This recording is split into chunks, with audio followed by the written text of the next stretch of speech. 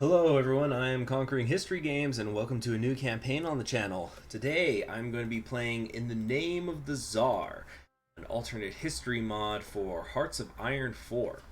Now, I haven't really been seeing too much about this. I guess people haven't known, but the United States is now fleshed out. It's been fixed up, and it is now you can have a whole lot of fun in the Western Hemisphere here in the name of the Tsar. And of course, if you've missed everybody's first Native American vice president, I think, Charles Curtis is right here. Go check out my Charles Curtis lore video. It's still 99% accurate.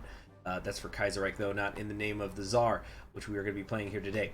So, you've probably seen a couple of other my In the Name of the Tsar campaigns or live streams. So I've played as Russia, of course. I've played as Turkey, and who else have I played as? I played as the Southern Commune. I played as the Kingdom of Italy. I think I've done more also. Republic of China, I think I did a live stream of that. There's a lot of interesting stuff going on here, but I don't think I've ever really stuck my toe into the Western Hemisphere. And so we're going to be doing that today with the United States, which of course has an election coming up because it is 1936. So, just a quick version of what's going on here in the Name of the Tsar. This is an alternate universe where the Entente won World War I, just as they did in our own timeline. However, the key difference was that Russia was the primary factor behind the Entente victory, with the Brusilov offensive being much more successful, I should say even more successful than it was in real life, basically getting adequate support to end the war in 1917. So Germany has been parceled into several smaller nations. Of course, there's basically it's going to come down to who is going to win between Prussia and the Southern Commune down here, and they will unite the rest. The Entente is, or the Allies, I should say right now, are very, very powerful unless some things go wrong, and Russia is its own faction. We're also going to see the Ottomans rise up, hopefully a little bit quicker than they sometimes do. Sometimes I think they take a little bit too long to come down here and do the jihad, which is when they start to expand, but once they do get expanding, they can start to move really quick. Also, Iran. Is this new? I think they changed the color of Iran. I don't remember it being this color. Anyway, though, we are going to be way over here in the United States. So, we got a pretty decently sized focus tree here. But, you know, the expanding of the federal government is blocked off until the election happens, which will decide how we are going to fix up the country. Let's take a look at our national spirits here. We have the Harding Doctrine here, which is increasing our daily political power gain cost by 1. Recruitable population factor is down by 35%. Consumer good factories, an additional 30%. Construction speed minus 15%. Joint faction tension limit plus 90%. High unemployment rate, lowering stability, construction speed, and production efficiency cap. Home of the free, ideological drift defense is increased a little bit. And we have nationwide food shortages, which is lowering our recruitable population by 1%, as well as increasing consumer goods by 15%. So those two population factors that we're dealing with, as well as being on volunteer only, is the reason why we only have 454 men in the whole country who are still willing to join the army. So, we have to first decide if we want to do a revitalization of the Rust Belt or take new construction opportunities. The new construction opportunities leads into fortifications mostly, although you do get some Navy stuff here. I just think revitalization of the Rust Belt is much better. And we have one of our research slots here and another one here. By the way, you only start with 2, so it's pretty rough. So we want to at least get a third one pretty fast. So we're going to start out by doing revitalization of the Rust Belt. Ever since the Depression began, our factories in the Rust Belt have fell into disarray. Now we need to repurpose them to help the economy recover. That'll also give me a couple of industry research bonuses. So let's take these two things first instead of electronic engineering, so that way we can use the industry bonus to the fullest extent possible. Now, logistically, we're behind on a few things. What do we got here? Towed artillery. Let's get this Navy stuff out of the way so I can see better. We need to be building, we got support equipment, artillery. Let's get some motorized queued up. We got the carrier fighters. I want regular fighters as well. Some close air support too. And anti-air. And we'll dump the rest into rifles. Anything more that we build. Alright, time to deal with the dockyards. Just fill all this up. We have several things already queued up. We might as well finish them. Then we'll work from there. Finally, we're just going to build some infrastructure down here in Texas to start, because it's the best state. Duh. And we're gonna move on. Wait a minute. Texas. We'll do Texas, and we'll do California. So we can get the most possible. Then again, what resources are we missing? Yeah, it's just rubber. So we're just gonna double down on all the oil and stuff that we have. We have a pretty decently sized army, 36 divisions. We're just gonna pull them all back here to the United States for now, so until we can redistribute them into something else. So there's gonna be a lot of candidates running for office. Oh, let's first talk about the American situation, so you can understand where we are in this alternate timeline. During 1916, whilst war raged across Europe in the Great War, President Woodrow Wilson, upon receiving the Democratic nomination for president, proclaimed that, quote, "Regardless of any further changes in the European war, the United States shall remain a neutral state," unquote. President Wilson stayed true to his word, and the United States never got involved in the Great War. By 1921, the Senator of Ohio, Warren Harding, became president after defeating Ohio Governor Cox and Assistant Navy Secretary Franklin Roosevelt. Harding passed on August 15th, 1923, 13 days after suffering a heart attack. His legacy lived on through President Coolidge, who implemented the Harding Doctrine of undisturbed isolation. We already saw that national spirit earlier.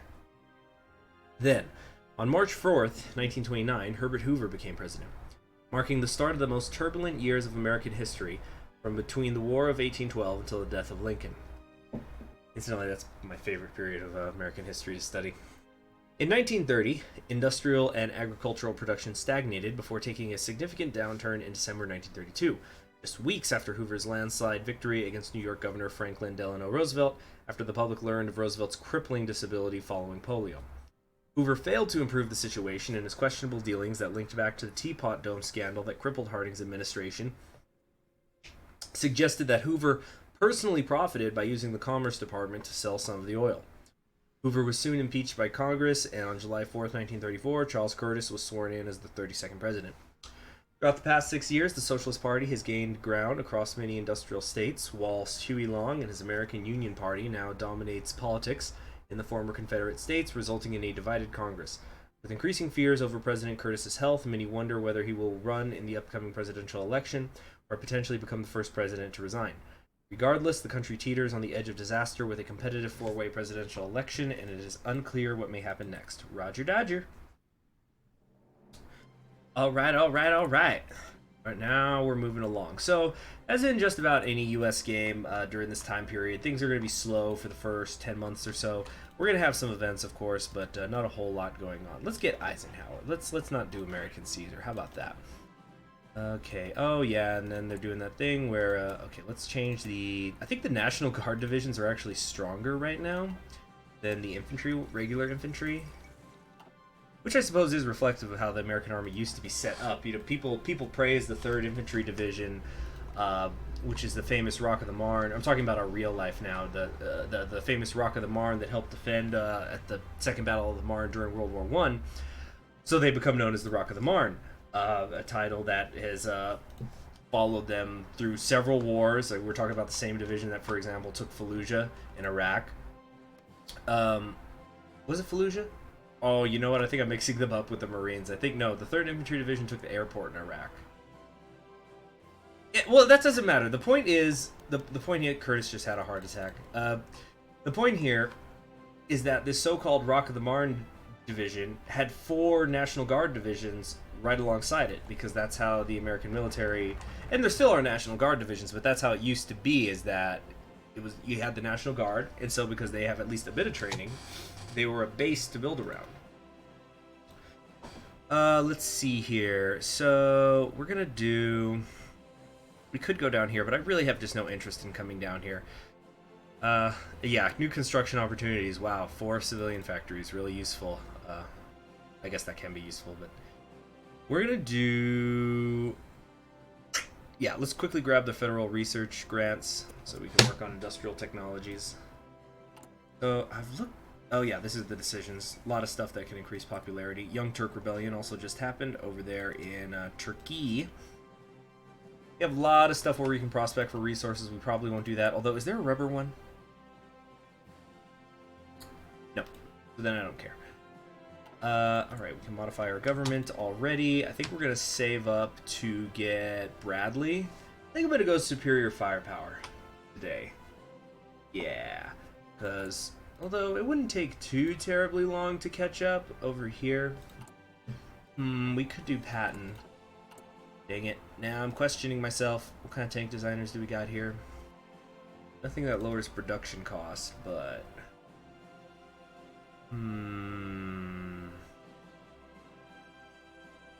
Bradley or Patton? Bradley or Patton? It's almost a philosophical question, really. Bradley or Patton? You know what? Here's the right answer. Robert Taft.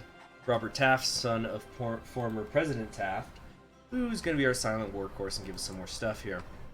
Or political power. So now we're actually getting 0.37 a day. So that's actually the best choice. Because remember, because of the Harding Doctrine, we're losing an entire point a day. So we need Taft just to get on anything going, really. Alright, now we are going to one of the following. I could do 1, 2... Do 1, 2, 3, 4. 1, 2, 3, 4. Which one's better along the way? I think this can wait. Let's do Midwest expansion. So we're trying to rush those research slots as quickly as possible. And now we're gonna do the electronic engineering. Spanish Civil War has begun. See how that goes.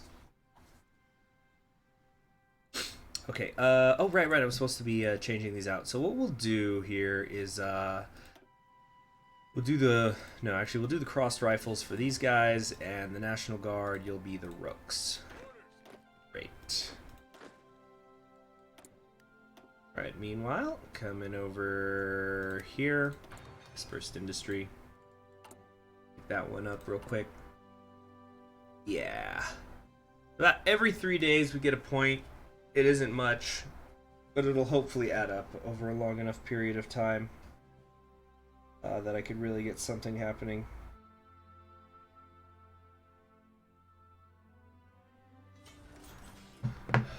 Okay, free dockyards. Again, though, just filling these up. Dang, we're moving quick. They got some good performance here in the Name of the Tsar. We'll be in September before we know it. This might be my last in the Name of the Tsar campaign for a while, by the way. Because just so there's a couple of other things that I want to focus on, but I am absolutely going to come back at some point because I did play Russia. Russia was the first thing I ever played in this mod, and that's when it first came out.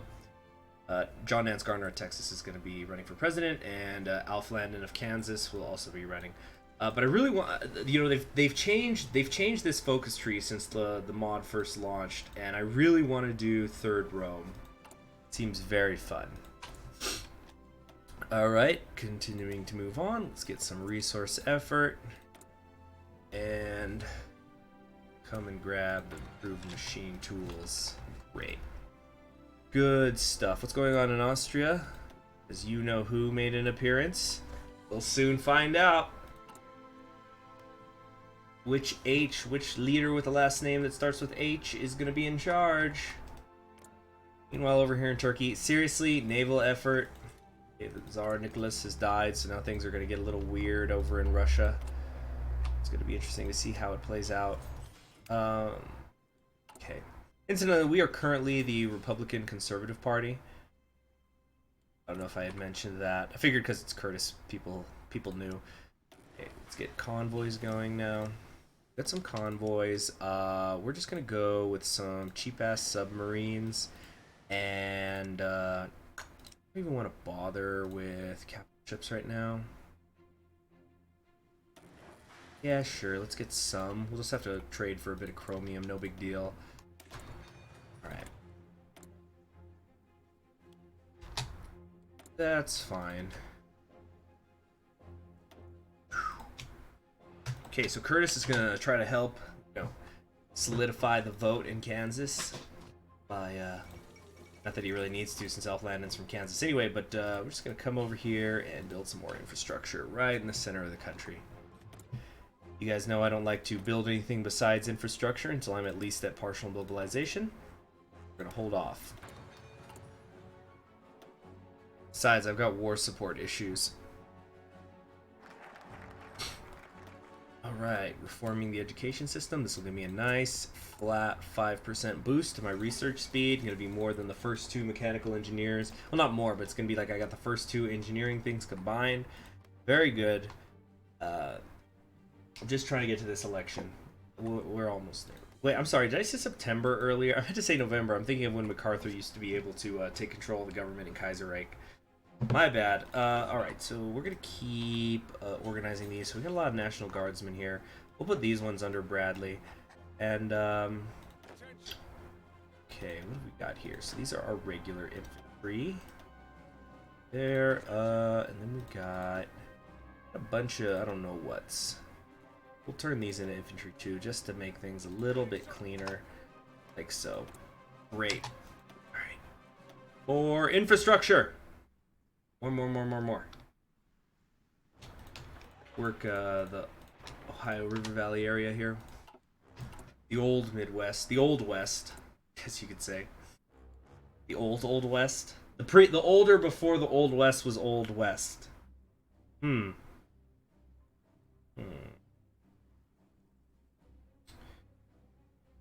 Yeah. By the way, if you like my Hearts of Iron 4 content, please be sure to check out some other mods I've been playing.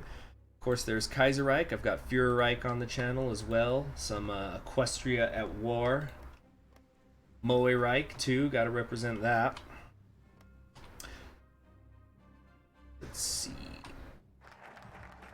I also strongly encourage you guys to check out my Kaiserreich Africa campaign that I've got going on. I don't know which one I've chosen, but I'm playing one of the blow-up countries in Middle Africa, and I'm probably going to play a second one, too, because the developers, they put time into that. But I probably shouldn't be advertising on their mods at the moment. Let's talk about the one that we're in. And then, okay. Prussia's expanding. Oh, they've gotten big in a hurry. I think Prussia's going to take this one. I think the Southern Commune, they need to move quickly. They need to absorb some of these, because right now, the factories are definitely in Prussia's favor, so they're going to be able to start building a bigger army. I think Prussia usually is the stronger one anyway. Alright, Southern Commune is declaring war now. It's anybody's game. And momentarily, we're gonna have the election. Finally, the election of 1936, given the events of the past 4 years, Hoover's impeachment, the economic collapse, and the advent of a food shortage across the country, this election is being dubbed as the most consequential election since 1860. The election has, for the first time, given rise to the idea of a third-party victory. There are 4 candidates: Republican Governor Alf Landon, Democratic House Speaker John Nance Garner, Socialist Senator Burton K. Wheeler of Montana, and American Union Party Senator Huey Long, quote, the dictator, unquote, of Louisiana. The professionals are warning that this election could well result in the advent of a second civil war. Civil war? Uh-oh. Well, what we are going to do is we are going to go with Alf Landon, because I've never actually had him run things. Given the events of the past 4 years, Hoover's impeachment, the economic collapse, and the advent of a food shortage across the country, that's what we just read. So, Alf Landon is in charge. This is also, incidentally, my favorite portrait of Alf Landon across any mod. Just wanted to throw that out there. And because we've been deploying those ships, we no longer have manpower. So that's something we kind of got to deal with eventually. Probably going to try to get us over to partial mobilization as soon as they get a chance. That's going to be dependent, though, on world tension, which is rising kind of quickly because the things that are going on in Germany. So we're going to probably save up for that as much as I want to get Patton sooner rather than later. We also could now go to expand the federal government, which is going to give me a flat 150 political power. And I think...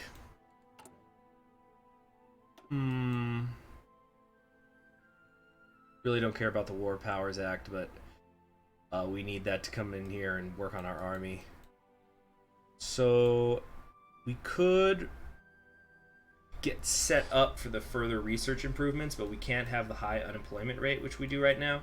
So we're going to have to deal with the depression first. So we will expand the federal government. All right. Let's here get the construction 2, and do I want to do heavy tanks?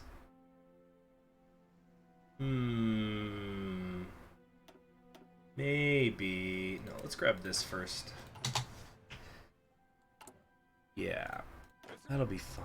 That'll be fine. How are we doing logistically? 22,000 in the hole in terms of infantry equipment. Who would have thunk? Edward VIII also just abdicated.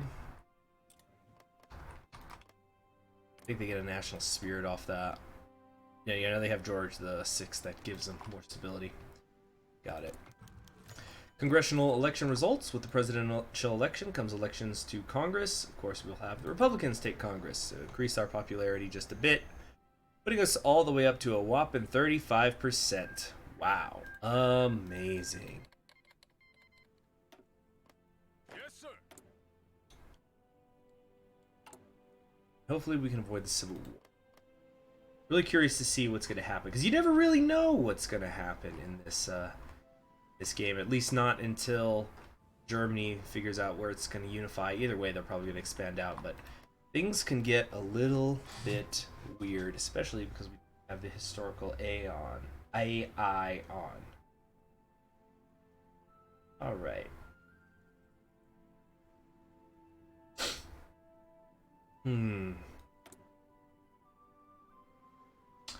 Let's see here. Reason ride. Whoever takes this, whoever does the industrial integration, really. We could improve the workers' conditions, but my stability is actually pretty fine already. I'm more concerned with war support. But once we expand the federal government, we will be able to get Patton.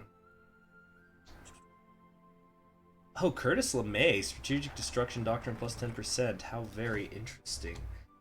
Well, it's time to issue some executive orders. Our executive branch is collapsing in on itself. Congress is divided and dysfunctional, so we must issue a series of executive orders to reform and expand the executive departments. This will also lower justified war goal time, what with those powers I just talked about. All right. Very good, very good. So that just ate up a ton of my political power. It's going to be a while before we can get that much again. What we're going to do is, we are doing mobile warfare. We are going to do the light tanks. We'll only need a few. Not too many. We'll be fine.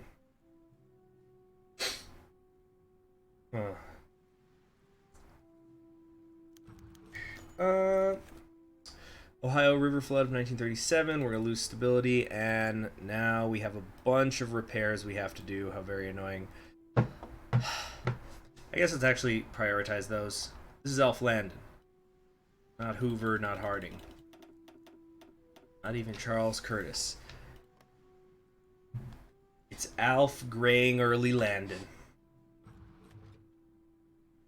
And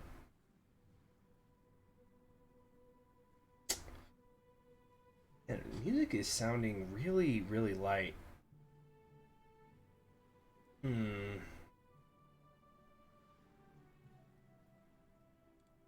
Yeah, what is...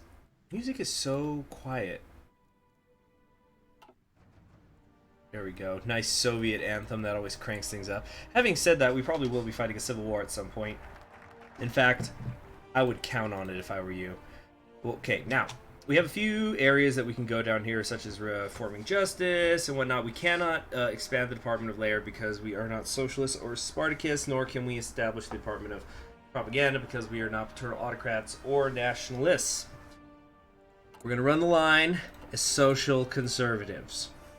So that means money first. Reform the Treasury Department because it's going to give us 150 political power. The Department of the Treasury is key to maintaining the economy. Given the onset of a depression, reforming and restructuring the department is an abundantly clear measure that needs to be taken to solve the problem. Fantastic. Okay, cool. Army experience is starting to trickle in a little bit. Let's take a look over here at our material manager. Let's see, we got an infantry equipment guy. Spanish Republic's all done. Yeah, so Kingdom of Spain won. Under Juan III. It's 37. What are our priorities here? Let's get maintenance companies. Yeah, we'll get that. We've already got the motorized as well. So, time to make the switch over here to mobile warfare.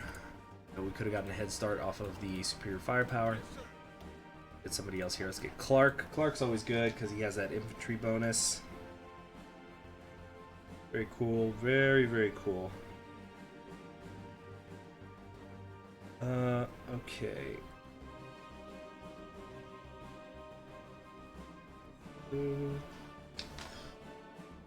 Just waiting to get that political. You know, it's early America. What's going on in the rest of the world, by the way? How about in Germany? Hindenburg disaster just happened.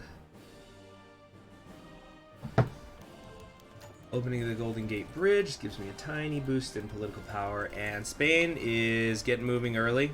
They've already declared on Cuba and the Dominican Republic. They're going to try to enter into the Western Hemisphere, so they've just made an enemy of me, I think. And Venezuela. They're moving fast. Yeah, they're taking it all back.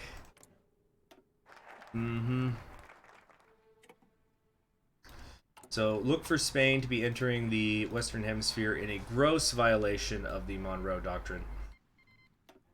Alright. Next up.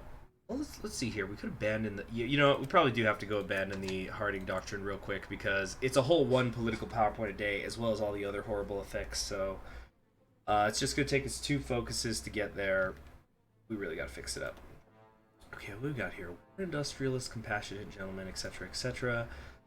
We don't have the war support just yet. We need a little bit more tension in the world first. And what we'll do in the meantime is let's go to... I forgot that they reduced the effectiveness of all of these in the name of the Tsar. So this is only going to take us to 2% if we go to limited conscription. So it's only an additional 0.5% we get. So if that's the case, I'd much rather get General Electric. General Electric makes good products in my experience. Got an old radio of theirs that is still working. Used to listen to it all the time when I was a security guard. I'd take it to work. Throw on some NPR and people... And I remember a lot of times my coworkers, they'd sometimes hear it and they'd go, oh, what the fuck? What is this? NPR? But people would end up liking it. And you know why people end up liking NPR? It's commercial free. That's awesome. Although I will say this, at least where I am, because my local NPR station is KTEP, and on the weekends, it's just death. The programming is so bad until you hit the nighttime. Like, it's just a bunch of talk shows and stuff that are super boring, so the radio didn't help that much at that point. Let's see here. Amelia Earhart circumvents the globe. Awesome. He's been personally congratulated by the president. Sure you all. That's definitely what happened. Now you know we're in alt history. In terms of aluminum, we're still doing pretty good. Let's get the next light tank, and I guess I should queue this up at least, but it's gonna be a little while. Right, abandon the Harding Doctrine. This one takes a while. It's a 112-day focus. The Harding Doctrine has kept the U.S. locked in an isolationist policy since 1922, and his successors have kept this policy going. America has a key role to play in the years to come, and we cannot play that role whilst we continue to follow this doctrine. Alright, very good. Very, very good. Commune still hasn't taken Baden-Württemberg. Commune is definitely gonna lose. Watch it make me a liar. But I just don't see them getting out of this at all. What's going on with the rest of the world? I don't think they haven't done their power struggle yet over here. Oh yeah, there's Russian Manchuria, the Grand Duke Kirill at the moment. Still the provisional government in place.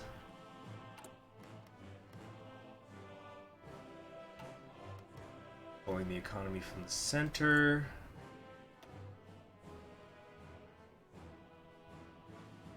There's a lot of choices that have still not been made. So we don't know which way the world's going to go yet. But I guess we will find that out next time. Let me first get this research slot over here. We're going to go grab a signal company. Great. Mobile Warfare 1 is done. Here. All right. Fantastic stuff. So thank you for joining me for the start of this series. I know that the beginning is a little bit slow, but that's just the way it is with the United States. In the next episode, I guarantee you things are going to start heating up. So I will see you then. Thank you for joining me. Subscribe if you have not already, and click the bell so you're always notified whenever a new video goes up on the channel, including the ones for this series. I'll see you then. Goodbye.